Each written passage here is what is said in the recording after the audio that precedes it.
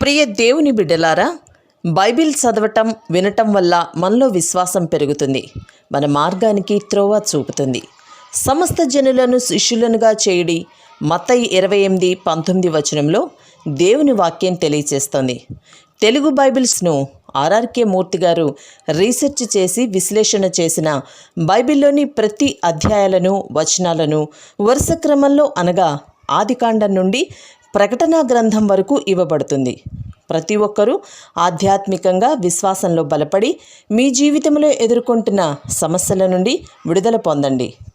ప్రతి ఒక్కరూ మీ దీవెన టీవీని సబ్స్క్రైబ్ చేసి ఈ వాక్యాన్ని లైక్ చేసి మీ మిత్రులకు బంధువులకు షేర్ చేయండి.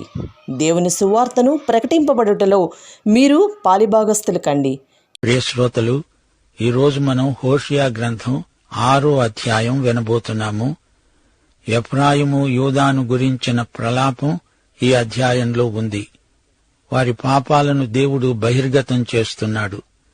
వీరి కష్టనష్టాలకు కారణం వారి పాపాలే అని దేవుడు తన ప్రవక్త ద్వారా స్పష్టం చేస్తున్నాడు. 1-3 వచనం వరకు మనము యెహోవా వద్దకు మరలుదాము రండి. ఆయన మనలను చీల్చివేశాడు. ఆయనే మనలను స్వస్థపరుస్తాడు. ఆయన మనలను కొట్టాడు. ఆయనే మనలను బాగుచేస్తాడు. 2 దినములైన తరువాత ఆయన మనలను బ్రతికిస్తాడు. మనము ఆయన సముఖమునందు బ్రతుకున్నట్లు 3వ దినమున ఆయన మనలను స్థిరపరుస్తాడు. యెహోవాను గూర్చిన జ్ఞానము సంపాదించుకుందాము రండి. యెహోవాను గూర్చిన జ్ఞానము సంపాదించుకోవడానికి ఆయనను అనుసరిద్దాము రండి. ఉదయము తప్పక వచ్చే రీతిని ఆయన ఉదయిస్తాడు. వర్షము వలె ఆయన మన వద్దకు వస్తాడు. భూమిని తడిపే తొలకరి వర్షము, కడవరి వర్షము వలె ఆయన మన వద్దకు వస్తాడు. కడవరి దినాలలో ఇశ్రాయేలు దేవుని వద్దకు తిరిగి వస్తుంది. ఉత్తర రాజ్యానికి ఇది దేవుడిచ్చిన చిట్టచివరి పిలుపు. భవిష్యత్తులో ఆ జాతికి సంపూర్ణ స్వస్థత. ఆయనే చీలుస్తాడు. ఆయనే స్వస్థపరుస్తాడు. కొట్టిన ఆయనే తిరిగి స్వస్థపరుస్తాడు. దేవుని వాక్యానికి, దేవుని వద్దకు వారందరూ మరలి వస్తారు. ఇది ప్రవచనం. 3వ రోజున ఆయన మనలను స్థిరపరుస్తాడు. 2 దినములైన తరువాత ఆయన మనలను బ్రతికిస్తాడు. యేసుక్రీస్తు చనిపోయి 3వ దినమున మృత్యుంజయుడై లేచాడు. యూదుడైనా అన్యుడైనా విశ్వసించే ప్రతి ఒక్కణ్ణి నీతిమంతుడిగా తీర్చడానికి ఆయన పునరుత్థానము చెందాడు. ఆయన రాకడ దృష్ట్యా ఇశ్రాయేలీయులందరూ ఆయన దగ్గరికి సమకూర్చబడతారు. ఆ రోజు ఇశ్రాయేలుకు జాతీయ పునరుత్థానమే. క్రీస్తు పునరుత్థానమందు మనకు విమోచన, నీతి దానము అనుగ్రహించబడినవి. తద్వారా మనము దేవునితో సరైన సంబంధము కలిగి ఉన్నాము. రోమాపత్రిక 11వ అధ్యాయంలో పౌలు ఇశ్రాయేలు యొక్క జాతీయ భవిష్యత్తును గురించి చర్చించాడు. ఇప్పుడైతే దేవుడు తన సంఘమును నిర్మిస్తున్నాడు. అందులోనికి యూదులను అన్యులను కూడా చేర్చుకుంటున్నాడు. ఇది సంఘ నిర్మాణ యుగం. అన్ని దేశాల నుండి, అన్ని జాతుల నుండి దేవుడు మనుష్యులను ఈ సంఘములోనికి పిలుస్తున్నాడు. సంఘము పూర్తి అయిన తరువాత ఈ సంఘము పైకి ఎత్తబడుతుంది. అప్పుడు దేవుడు ఇశ్రాయేలు జాతి విషయం చూస్తాడు. ప్రవక్తలందరూ ఇశ్రాయేలు భవిష్యత్తును గురించి ప్రవచించారు, రాశారు. ఇశ్రాయేలు వాగ్దత్త భూమిపై అడుగిడక ముందే మోషే ప్రవచించాడు. 3 సార్లు తన వారిని దేవుడు సమకూర్చుకుంటాడు అన్నాడు. అదే ఇక్కడ హోషేయ 3వ రోజు అంటున్నాడు. 3వసారి సమకూర్పు చిట్టచివరిది. అలాగే యేసు 3వ రోజున లేచాడు. తొలకరి వర్షము, కడవరి వర్షము ఈ ప్రవచనంలో పేర్కొనబడ్డాయి. తొలకరి వర్షం అక్టోబరు నెల చివరి వారంలో వస్తుంది. కడవరి వర్షం మార్చి, ఏప్రిల్ నెలల్లో కురుస్తుంది. పాలస్తీనాలో నీటి ఎద్దడి ఎక్కువ. ప్రభువు రాకడ సమయంలో తొలకరి, కడవరి వర్షాలు సమృద్ధిగా కురుస్తాయి. ఇది ప్రవచనం. భూమికి, పశుపక్షాదులకు కూడా ఈ 2 వర్షాల ద్వారా ఎంతో ఆనందం. వర్షం తెచ్చే హర్షం. ఫిలిప్పీ 3వ అధ్యాయం 10వ వచనంలో పౌలు ఆకాంక్ష వ్యక్తం చేయబడింది. ఏ విధము చేతనైనను మృతులలో నుండి నాకు పునరుత్థానము కలుగవలెనని, ఆయన మరణ విషయములో సమానానుభవము గలవాడనై ఆయనను ఆయన పునరుత్థాన బలమును ఎరుగు నిమిత్తము సమస్తమును నష్టపరుచుకొని వాటిని పెంటతో సమానముగా ఎంచుకుంటున్నాను. దేవుని గురించిన జ్ఞానం లేనిదే అభివృద్ధి కలగదు. ఇశ్రాయేలు ప్రజలు దేవుని తట్టు తిరిగితేనే కాని తొలకరి కడవరి వర్షాలు రావు. 4-11 వచనం వరకు, ఎఫ్రాయిము, నిన్ను నేనేమి చేసేది? యూదా, నిన్నేమి చెయ్యాలి? తెల్లవారగానే కనబడే మేఘము ఎగిరిపోవునట్లు, ప్రాతకాలమున పడే మంచు ఆరిపోవునట్లు మీ భక్తి నిలవదు. కాబట్టి నేను చేసిన తీర్పులు వెలుగువలె ప్రకాశించునట్లు ప్రవక్తల చేత నేను వారిని కొట్టి బద్దలు చేశాను. నా నోటి మాటల చేత వారిని వధించాను. నేను బలిని కోరను గాని కనికరమునే కోరుతున్నాను. దహనబలుల కంటే దేవుణ్ణి గురించిన జ్ఞానము నాకిష్టమైనది. ఆదాము నిబంధన మీరినట్లు వారు నా ఎడల విశ్వాసఘాతకులై నా నిబంధనను మీరారు. గిలాదు పాపాత్ముల పట్టణమైంది. అందులో నరహంతకుల అడుగుజాడలు కనపడుతున్నాయి. బందిపోటు దొంగలు పొంచి ఉండునట్లు యాజకులు పొంచి ఉండి షెకెము మార్గములో నరహత్య చేస్తారు. వారు ఘోరమైన కాముకత్వము జరిగించేవారై ఉన్నారు. ఇశ్రాయేలు వారిలో ఘోరమైన సంగతి ఒకటి నాకు కనపడింది. ఎఫ్రాయిమీయులు వ్యభిచార క్రియలు అభ్యాసం చేస్తారు. ఇశ్రాయేలు వారు తమను అపవిత్రపరుచుకుంటారు. చెరలోనికి వెళ్లిన నా ప్రజలను నేను తిరిగి రప్పించినప్పుడు, యూదా, అతడు నీకు కోతకాలము నిర్ణయిస్తాడు. శ్రోతలు వింటున్నారా? ఇశ్రాయేలు ప్రస్తుతము చేస్తున్న పాపాలకు ఇప్పుడే శిక్ష విధించబడుతుంది. పాపమనేది దేవునికి బొత్తిగా గిట్టదు. ఎఫ్రాయిముతో ఏమి చెయ్యాలా అని దేవుడు ఆలోచిస్తున్నాడు. నేను నిన్ను ఎంతో ప్రేమిస్తున్నాను. మరి నీవేమో పాపాలు మానవు. నీకు తీర్పు తీర్చక తప్పదు. ఎఫ్రాయిము, నీవే నాకొక సమస్యవైపోయావు. అవును, దేవుడు నీతిమంతుడైన న్యాయాధిపతి. ఆయనకు రక్షిద్దామనే ఆశ ఉంది. తీర్పు తీర్చటంలో ఆయనకు సంతోషముండదు. అయితే ఈ ప్రజలు ఎంత చెప్పినా వినరు. తన వైపు తిరిగేట్టు లేరు. తీర్పు దినం రాక తప్పదు. మరి నేనేం చెయ్యను అంటున్నాడు దేవుడు. ఇశ్రాయేలు ప్రజలది మత సంబంధమైన మనస్తత్వం. దేవుణ్ణి గురించిన జ్ఞానం లోపించింది. వీరు రాను దేవునికి దూరమైపోతున్నారు. శ్రోతలు, ఇశ్రాయేలు సంగతి సరే, మన మాటేమిటి? మనలో మతపు మనస్సు, మత సంబంధమైన ధోరణులు లేవా? ఉన్నాయని ఒప్పుకోక తప్పదు. దేవుడు ఆత్మ, మతం కాదు. మతం వల్ల ఆత్మ వికాసం కలగదు. మతం మనిషికి మత్తెక్కిస్తుంది. అది నల్లమందు లాంటిది. మతపు భాష, మత ఛాందసత్వం ఎబ్బెట్టయిపోతాయి. మత కలహాలు, మతపు పోటీ మనస్తత్వం దేవునికిష్టం లేదు. మతం పక్షపాతానికి పుట్టినిల్లు. మానసికంగా కండ్లకు గంతలు కడుతుంది మతం. ఇలాంటి మతతత్వం నుండి మానవులను రక్షించడానికే యేసుక్రీస్తు తన ప్రాణం పెట్టాడు, తన రక్తం కార్చాడు. దేవుణ్ణి చేరటానికి మానవుడు చేసే కృత్రిమ ప్రయత్నమే మతం. యేసుక్రీస్తు మతాలకు అతీతుడు. మానవుడు మతం ద్వారా దేవుని వద్దకు రాలేడు. యేసుక్రీస్తు ద్వారా మాత్రమే దేవుడైన తండ్రి వద్దకు రాగలడు. దేవునితో సంబంధం కలిగి ఉండాలంటే యేసే మార్గము, సత్యము, జీవము. యేసే దేవునికి నీకు మధ్యవర్తి. ఆయన సజీవుడు, సత్యవంతుడు. యేసునెరిగిన వారు తమ సాంఘిక సామాజిక బాధ్యతలను చక్కగా నిర్వర్తిస్తారు. వయస్సు, మతం, జాతి, కుల వివక్షత లేకుండా అందర్నీ ప్రేమిస్తూ తనను తాను దేవునికి, తోటి మానవులకు ప్రీతిపాత్రునిగా చేసుకున్న ఆధ్యాత్మిక వ్యక్తినే క్రైస్తవ విశ్వాసి అంటాము. మతం పోతే పోయింది. క్రీస్తును స్వకీయ రక్షకుడుగా అంగీకరించిన వారే దేవుని చేత అంగీకరించబడతారు. యేసే లోకానికి వెలుగు. ఈ వెలుగు వాక్యము వెల్లడి అగుటతోడనే మనలో కలుగుతుంది. హోషియా ప్రవక్త ఇదే మాట అంటున్నాడు. ఇశ్రాయేలుకు మతం ఉంది, కాని వీరి మతభక్తి ఉదయకాల మేఘం లాంటిది.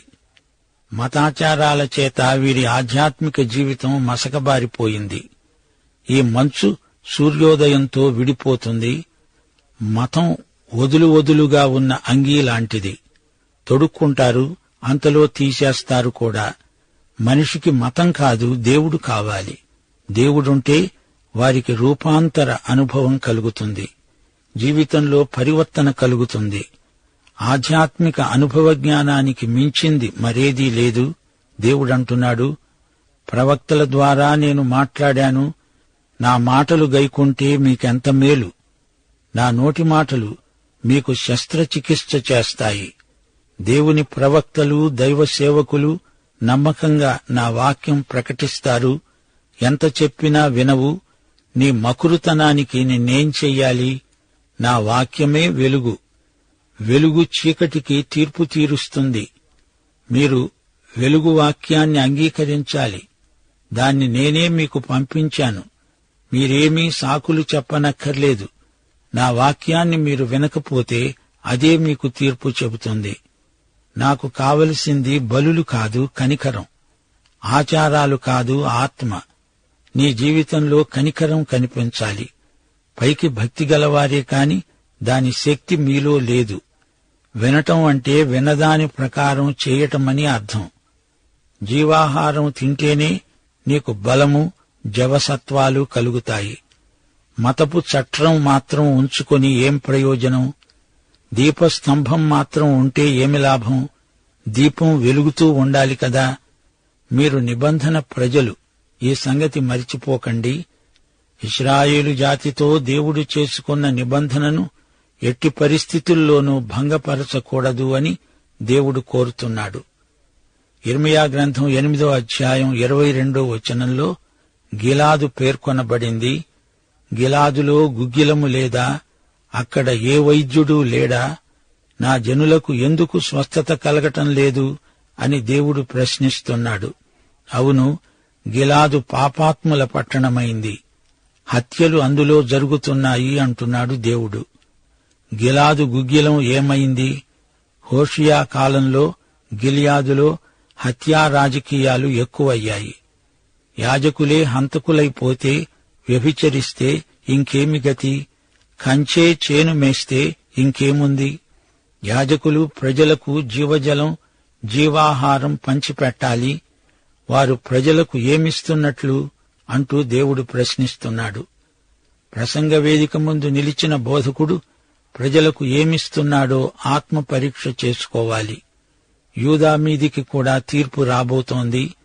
యూదాకు కోతకాలము అనగా శిక్ష విధించే సమయం వస్తుంది. దేవుడు తన ప్రజలను చెర నుండి విడుదల చేసి వాగ్దత్త భూమికి తెస్తాడు. గాని అంతటితో అయిపోలేదు. వారి పాపాలను గురించి వారిపై క్రమశిక్షణ చర్య తీసుకుంటాను అంటున్నాడు. దేవుడు ఇశ్రాయేలును, యూదాను చీలిపోనిచ్చాడు.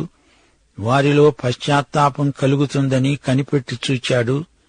దేవుడు వారిని చీల్చివేశాడంటే అది న్యాయసమ్మతమే. దేవుడు కనికరము గలవాడు. తిరిగి వారిని ఏకం చేస్తాడనే నిరీక్షణ వారికుంది. కనికరాన్ని కోరి ఆయన వైపునకు ప్రజలు తిరగాలని ఆయన ఆశ. 2 రోజుల తరువాత బ్రతికిస్తాడు. 3వ రోజున స్థిరపరుస్తాడు. 2 రోజులు 3 రోజులు అంత దీర్ఘకాలమేమీ కాదు. 2 పేతురు 3వ అధ్యాయం 8వ వచనంలో దేవుని కాలమానం గుర్తించండి. ప్రియులారా, మరచిపోకండి. ఏమనగా, ప్రభువు దృష్టికి ఒక దినము 1000 సంవత్సరముల వలె, 1000 సంవత్సరాలు ఒక్క దినము వలె ఉన్నాయి. గమనించండి. ఇశ్రాయేలు దేశంలో చలికాలంలో, వసంత ఋతువులో వానలొస్తాయి. వాటితో జీవం వచ్చినట్లే అనిపిస్తుంది. దేవుడు మళ్లీ వస్తాడు, దీవెనలు కురిపిస్తాడు అనే నిరీక్షణ ఇక్కడ వ్యక్తం చేయబడింది.